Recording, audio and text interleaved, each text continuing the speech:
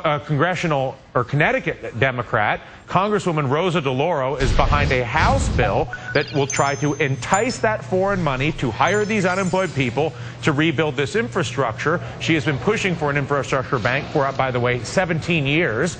Meanwhile, as you can see here, Oklahoma City Mayor Republican Mick Cornett is a national advocate for infrastructure investment on a municipal level. Rosa, do you have any more of a belief or reason to believe that an infrastructure bank that brings money from overseas back to hire people to build infrastructure is any more viable or politically achievable today than it has been the past 17 years? Well, thank you very much for having me on the program. I think we've got a couple of different issues here. You're talking about U.S. corporations with their, keep their money overseas and have to be enticed by way of bringing it back in some way. What I've been talking about is an infrastructure bank which takes public investment of capital plus private capital, which, yes, can come from pension funds, it can come from sovereign wealth funds, it can come from other foreign investors who would purchase bonds from a bank, literally from a bank, that then would be used, the funding would be used in order to work with a municipality like Mayor Cornett's, or a state government, or private entities, and be engaged in projects of national significance. Got it. Mr. Mayor, desperate need for infrastructure. If you look at the percentages of what we spend in this country, can you give me some proportionality, some way for me or for my mother to understand just how desperate the municipal need for infrastructure investment is? Well, it's large, especially in those older eastern cities that you referred to that are still dealing with 19th century infrastructure. Look, we can all argue about how we're going to pay for this, but the need for infrastructure is a big concern for all Americans.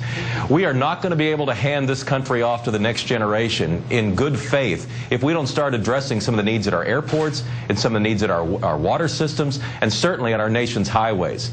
In Oklahoma City, our airport's in good shape, our water system's in good shape, but our highway system is a mess, and it takes so long for departments of transportation across the country to complete projects. It's not that they lack the expertise or the engineering capabilities, they simply lack the money. And if this process can get the money to the cities and the states that need it, it's going to be a great investment, and it's going to put people back to work. And to that end, Congressman DeLauro, do we have any sense of how many jobs could be created through a significant investment in infrastructure in America? Well, first of all, I think the mayor's absolutely right. I think we need to work out the financing of an infrastructure bank.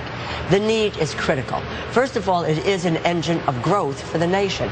It is, and the infrastructure bank would cover roads, bridges, water systems, telecommunications, energy.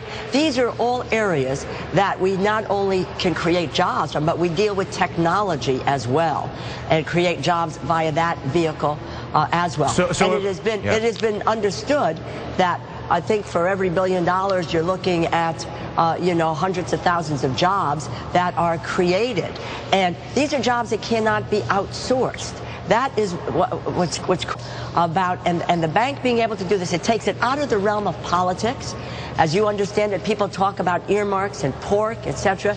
This is about identifying projects that are going to be good nationwide, whether they're environmental, whether they're economic, whether they're energy focused, so that we can rebuild this country, create jobs for the future. Yeah, I would agree with both of you, obviously, that the big challenge is coming up with the financing mechanism, whether it's having to bribe the corporations through tax incentives to bring the money back, or whether you're harnessing the money some other mechanism.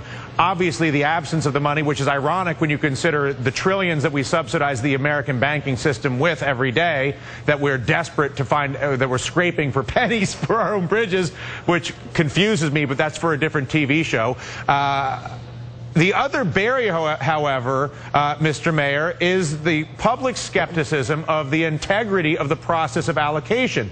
Later in the show today, we're going to talk about Afghanistan. And what we're going to talk about is the amount of money that the American government is spending 10 times what the going rate is to people who are not doing the jobs that they're being paid to do. That has been one of the great concerns of the government in general in recent years is, okay, we give you the financing for this infrastructure bank, but who decides which projects get financing and what's to keep the Democrats, if they're in power, from giving the money to their friends that are Democrats in cities like Oklahoma and elsewhere, and what's to prevent the Republicans from doing the exact same thing if they're the ones in power and in the process completely compromise the actual process. So set aside financing, how can you win the confidence of the American people that were we to come up with the financing, that the money would be invested in a way that the priorities had integrity?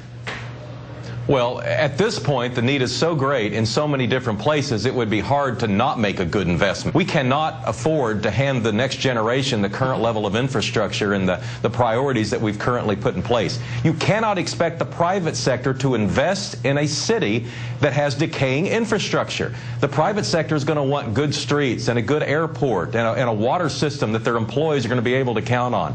This is reaching a critical level of concern for the American people.